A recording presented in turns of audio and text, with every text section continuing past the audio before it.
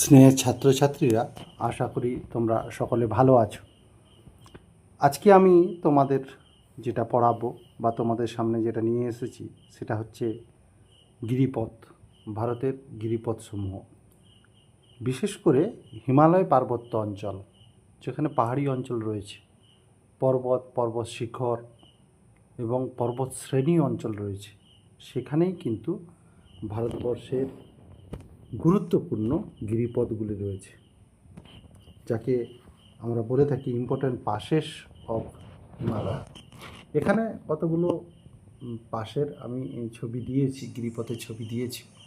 অত্যন্ত সুন্দর এই গিরিপথগুলো, কিন্তু খুবই ভয়ঙ্কর। নিশ্চয়ই ভূমিরূপগুলো দেখতে পাচ্ছ, সেই ভূমিরূপ ভেঙে ভেঙে কীভাবে পাহাড়ি রাস্তা কেটে কেটে কীভাবে এই গাড়ি চলাচল করছে বা রাস্তা তৈরি হয়েছে, সেগুলো নিশ্চয়ই ছবির মধ্যে দেখতে পাচ্ছ। আসলে গিরিপথ কেমন হয় তোমাদেরকে এটা বোঝানোর জন্যই আমি এই ছবিগুলো তোমাদের দিয়েছি। কারণ এই সব ছবিগুলো তো বইতে নেই, বইতে ম্যাপ পয়েন্টিং রয়েছে এবং কিছু কথা লেখা রয়েছে, কিন্তু বাস্তবে গিরিপথ কেমন হয় সেটা যদি তোমাদের দেখতে হয় তাহলে এটা দেখতে হবে। একটু দেখো কিভাবে পাহাড় কেটে কেটে ধাপে ধাপে রাস্তা তৈরি হয়ে চলে গেছে।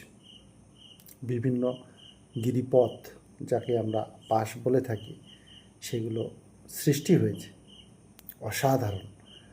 যদি এটা কোনো সময় তোমাদের যাওয়ার সুযোগ হয়, Nathula pass, Zojila pass, Banihal pass, অনেকে কী করে এইগুলোতে ট্রেকিং করতে যায়, তোমরাও যেতে পারো। অত্যন্ত সুন্দর। কখনো কখনো এইগুলোর পাশ দিয়ে নদীও বয়ে গেছে।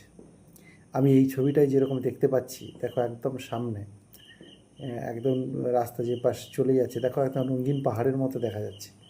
অর্থাৎ পাথরগুলো কালারফুল পাথর দেখা হচ্ছে, অত্যন্ত সুন্দর। কাছ থেকে দেখতে পেলে তো আরও খুবই আশ্চর্যজনক মনে হবে। আচ্ছা, এইটা আমি হাতে লিখে তৈরি করেছি ভারতের গুরুত্বপূর্ণ 10টি যে আমাদের গিরিপথ রয়েছে সেইগুলো। যেরকম প্রথমে রয়েছে বানিহাল বা জহর গিরিপথ, জম্মু ও শ্রীনগরের মধ্যে কিন্তু এটা রয়েছে, বানিহাল ও জহর গিরিপথ। আমি এর ম্যাপ পয়েন্টিংগুলো পরে দেখাচ্ছি।